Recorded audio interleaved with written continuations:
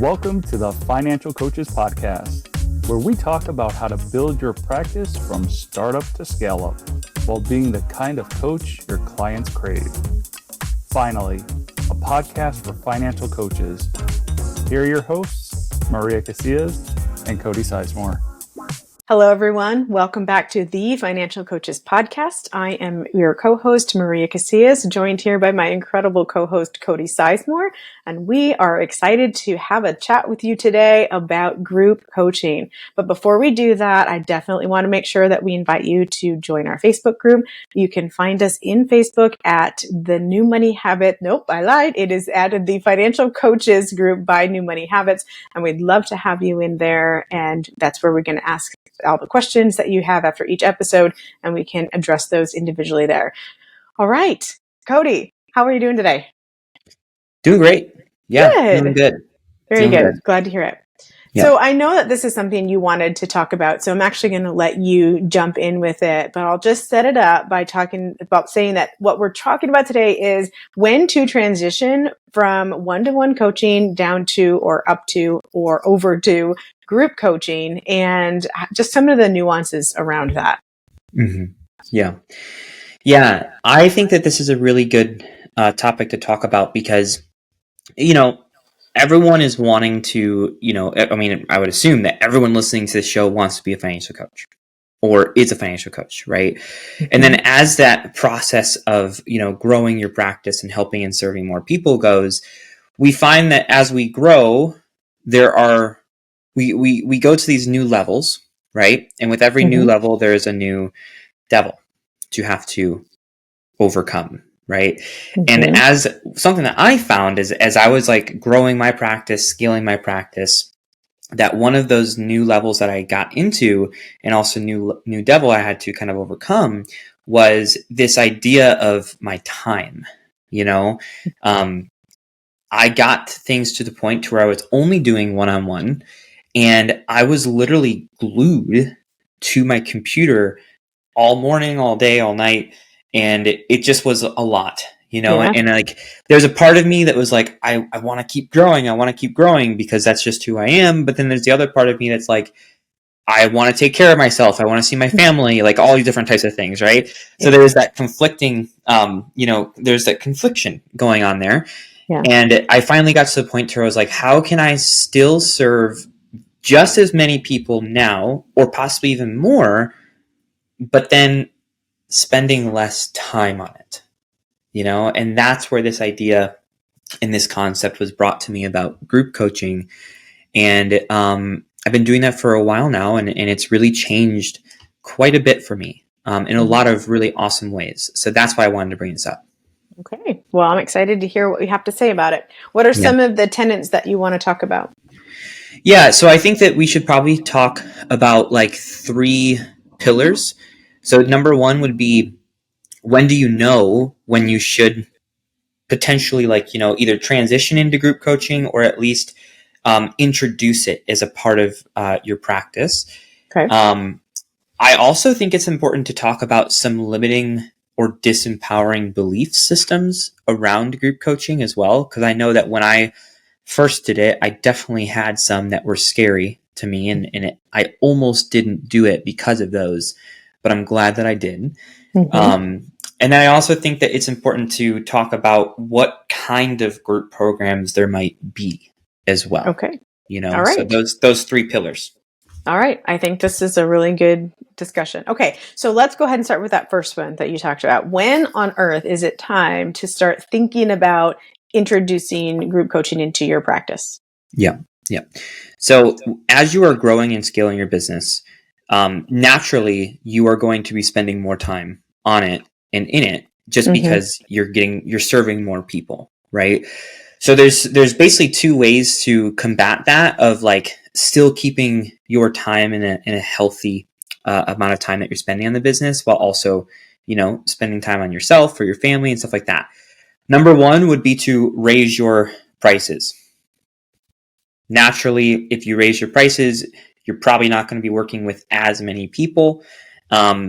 So, that frees up more time, but it still brings in maybe the same amount of income or revenue for you, or possibly even slightly more, right?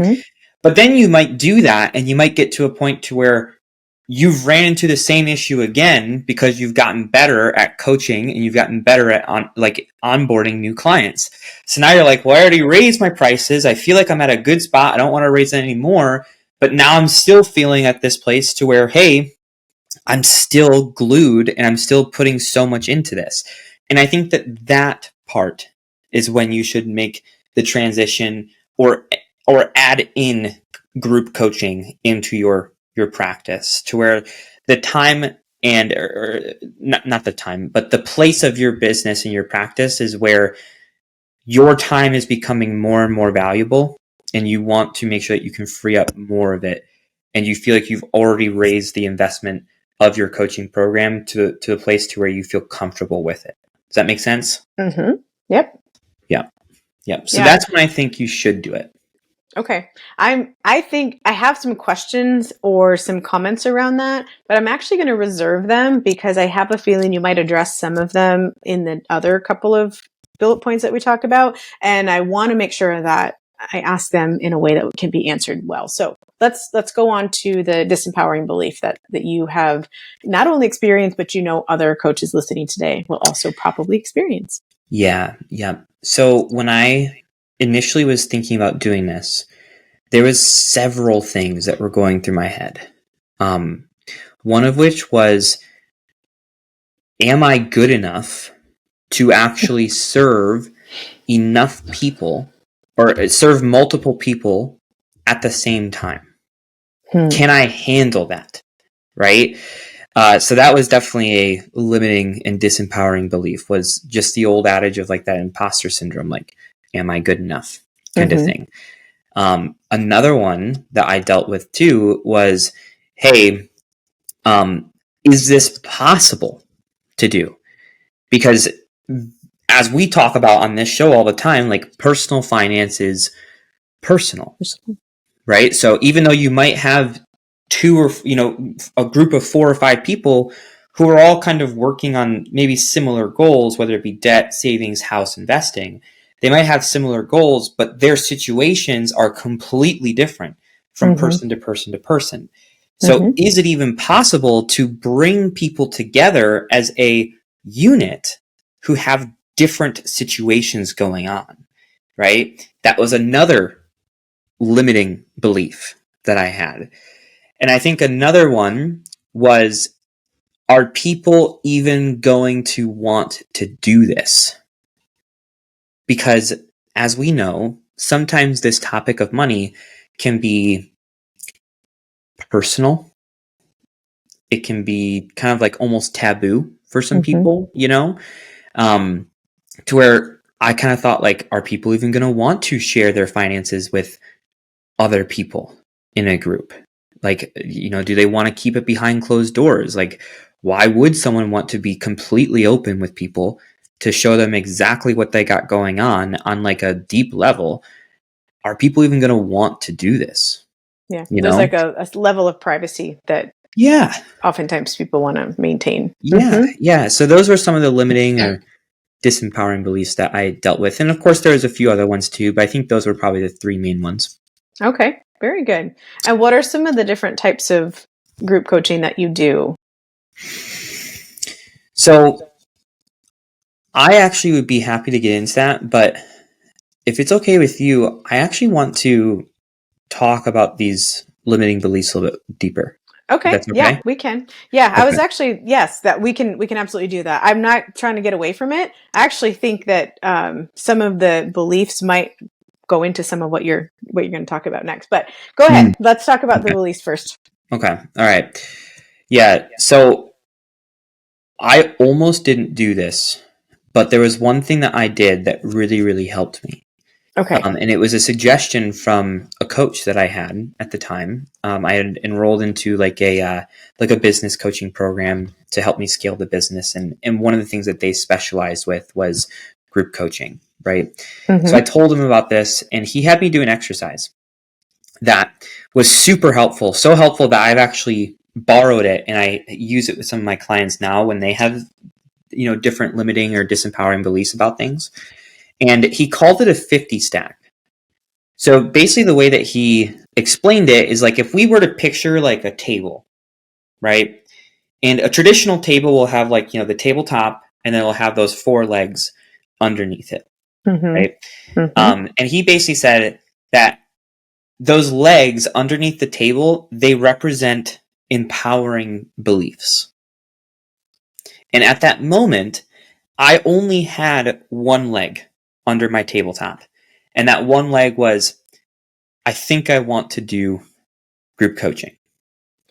Right. Which and he was like, it's a really weak leg too, but yeah, right. And he's like, that's a really wobbly table, wobbly table. So what we need to do is we need to get more legs under this table, and not just for strong core beliefs that are empowering about this, but we want to make this the most sturdy table that the world has ever seen. And we want to get 50 legs under this table. Right.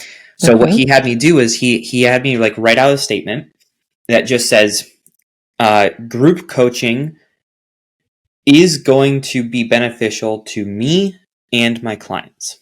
That was like the belief, right? Okay. The initial belief. And then he had me make a list of 50 beliefs that were backing up that first one. So 50 reasons as to why that first statement is true. Right. So I broke it down and I said, well, here's 25 of why it's true for me, and here's 25 as to why it's true for my clients.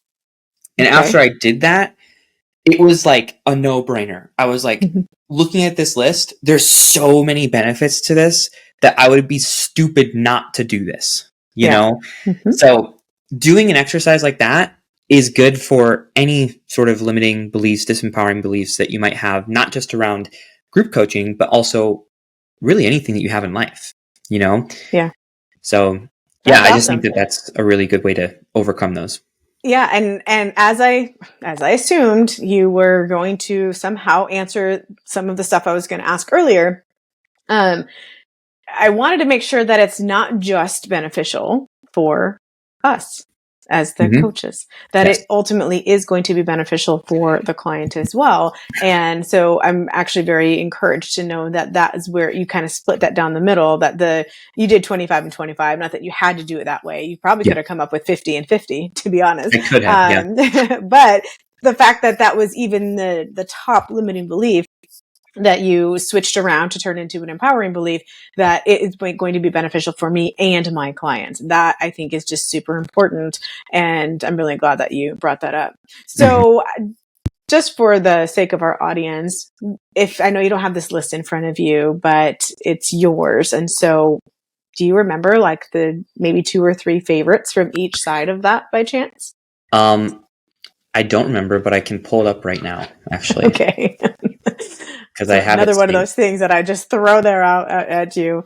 But when it became a no-brainer, I mean, I think sometimes it's difficult for us to get our minds going, and get those wheels greased a little bit. So that's really why I'm having you do this, is for our listeners to get their wheels greased so they can go, oh, I see what he means by beneficial to myself and beneficial to them. Yeah. So I'll go ahead and actually share my screen. For those of you who are watching on YouTube, you can get just to see all 50 it. of them. Yeah. So it was titled 50 Stack for Group Coaching Empowerment, right? So the blue is client benefits and the orange is coach benefits. So I'll just read maybe the first 5 or 10 of each one. I'm not going to go through the whole thing. Sure. But for the clients, it was it'll allow the same amount of value from coaching in a fraction of the time. It'll allow them to have more time and opportunity after the program completes. It will allow them to feed off energy of other clients. It will allow them to have more time with me on calls. It will allow the other clients, or it'll have other clients holding them accountable as well, not just from me. It will allow clients to set higher standards for themselves. They will have more support. It will create a better environment. You'll have the ability to have multiple cheerleaders. It will allow clients to become leaders themselves. So that's just a few of them, right? Because when you're part of a tribe or a group, all those things start to come to fruition, right? And then for the coach side of things, it says it will allow me to scale my business revenue. It will allow me to create more impact in a shorter amount of time. It'll allow me to serve more people. It'll allow my schedule to open up for my family. It'll allow my wife to eventually become a stay-at-home mom. It will allow my wife to start her own business if she wanted to. It will strengthen my relationship and presence with my kids. Like, so many different types of things, right? Mm-hmm. And that's just a couple examples, but I think that probably answers your question, Maria. It does. It was a great answer. And for those of you who are watching today, you get the extra benefit of being able to see a lot more than what Cody just read for us on the actual episode. But it actually goes back to the first part of this episode where you talked about the timing of deciding whether or not to do a group coaching program. And that's kind of one of the reasons that I wanted to go into the different types first, because what the commentary that I'm going to say actually includes some of that. So do you mind just sharing the different types, and then I'll come back to some of what I was going to talk about? Yeah. So I want to preface this with saying that these are not the only kinds of types that you can do. But this is just like me personally, this is what I do, right? Mm-hmm. So I have two different types of groups. One would be what I would call like the core curriculum group. So, people who are new clients, like they've never gone through financial coaching before, and like this is like their first experience with it. So like there's a lot of teaching points, there's a lot of exercises, there's a lot of new learnings, a lot of implementation, action taking, like all this kind of stuff, right? So that would be like one type of group, to where it's like literally like what you do with your one-on-one clients, but just in a group setting, Yep. And then the other type of group that I do is for my clients that I would say have quote unquote graduated from the core curriculum program. And this can be people from my group program. This can be people from my one-on-one clients, but they're just people who want to keep the momentum going and continue to have support with their finances after the original program is done, right? So it's like a maintenance kind of program. And that one is a longer period of time. We meet a little bit less frequently, but still like on a consistent basis. And it's not necessarily about like teaching all the time. Like there's definitely some teaching in there, but a lot of it is really just meeting them where they're at and giving them the support that they need in that current time of their journey. Sure, so in that's order my to two maintain. different groups I have. Yeah, and that one probably ends up being a little bit bigger at times than the other one. Maybe Correct. you don't have as many parameters on how big that one can get, because you're not quite as specific in there. You're not addressing a lot of their privacy issues, that kind of thing. Okay, perfect. So I'm really glad that you were able to share all that, because I think that all of these things tie together in terms of how people are trying to decide when it is the right time for them to actually start doing some of this. And when you first started talking, you mentioned that it has more to do with your timing and how much time you have to give. And then that's when it builds up and you've already done your pricing structure. Then it's time to open this group program. I'm not disagreeing with that, but I'm actually going to add to it, if I may, because when I first started coaching, before group coaching was even something that was cool or that was trendy, I immediately wanted to have some sort of group component in my coaching. And it didn't matter whether I had 500 clients or if I had 3 clients, that every single client would go through some form of group coaching.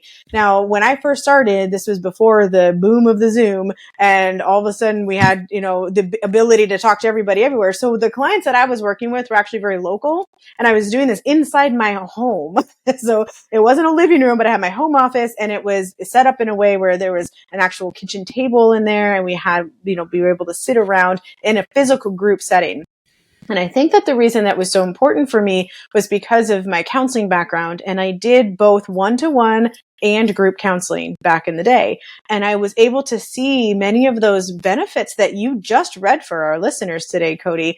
And I think one of the things, the reason I'm bringing this up is because once they see that, and like you said, hey, once I saw it on paper, it was a no-brainer. And I don't want people to think, well, it's a no-brainer to be able to offer this for my clients, but I should probably wait until I have the one-on-ones and then I have enough clients and then da da da da da, right? I want to encourage people and empower you that if you think that the benefits of the group component are actually going to be there, whether you have 2 clients or 20 clients, I think it's okay to start doing a little bit of that now. And even if it's just a couple clients, they know that it's going to be small. So you don't have that pressure on yourself to make sure it looks fancy and that you have 10 people in your group. You can actually grow that group along with your practice, and they're still going to be getting a lot of the benefits that they did before. Now, I will say in full disclosure that when I did this, when I first started, it was definitely a hybrid. I did not do all group altogether and just, completely avoid the one-to-one. What I did was a lot of the teaching things that was applicable to everybody was done more in that group setting. And so was the accountability. That piece was definitely done in the group setting. And then when we were kind of digging into their physical numbers, we did a lot more of that on the one-to-one basis. That's because I didn't have very many clients and my time still allowed for that. But I just wanted to share that because I know sometimes it's easy to just say, well, I don't need to do this. And you don't need to, but you don't need to wait until it's just a time constraint for you, because there is a benefit for the client outside of that. Should I go to the next thing, or do you have anything to add to that? The only thing I would add to that is just to say that I agree, okay. Yeah, and one thing that you said that I really liked was you said, even if you have 2 clients or 3 clients, as long as they know that hey, it's a small, tight knit group and you're okay with that and you don't have that expectation weighing on you, then go for it. Me personally, I mean, you know how I am. I'm hey, if I don't have at least 5 people in this group, I don't want to do the group kind of thing, because I'm kind of like an all in kind of guy. But if you're, if you operate differently than me and you see value in that, then you should absolutely do that. So I'm glad that you brought that up. Yeah, good. Thank you. The other thing I want to just make sure that I mention is the dynamics of the group that you have. So it's not just a numbers thing. I mean, you really do want to make sure that the people who are in that group will meld well together. And it's not your job to, make sure that it's not a therapy group. So you're okay on that. But I do know that sometimes just having a common language around which to speak it makes it a lot easier for people to not get hurt feelings and for them to actually understand what's going on. I mean, I'm sure I've absolutely driven you crazy, Cody, with all the ideas about meaning behind words and all of that, but it really does matter. And so if you've got, people in the group who are just so opposite end of any given spectrum, it's going to be hard to communicate in that group. And that's going to be a lot harder for you then to manage. So just remember that as you're deciding who is a good candidate for this group, as if you are like Cody and you're wanting 5, 10, 25 people, at that point, you might just end up doing 2 or 3 groups, and then you'll have the opportunity to know which group is this particular client or couple going to be able to fit nicely into. And so that's something else to definitely keep in mind. I completely agree. Yeah, you need to vet your clients and make sure that they're a good fit for whether it be your core curriculum group or your maintenance group, whatever it might be. But there have been several people where I've considered offering in the group, and then I was like, I think I'm actually gonna just do one-on-one with you. Yeah. Well, because if it doesn't serve them and or it takes away from the value for the other clients, if it all those values that you did such a good job listing, if putting one toxic person in there is going to take away all of that, then that's not good. And when I say toxic person, it might not even be someone who's actually toxic, but they might be toxic for the group. If there's someone who's actually toxic, you're probably not going to work with them anyway. But if they are someone you can work with, but they won't play well with others, probably not a good fit for that group setting. So that's definitely something. And then the final thing that I'll say is that if you're listening today and this whole idea about group is kind of overwhelming, I would suggest, now I haven't run this by the expert over here, but I would I would suggest starting with the maintenance type of group.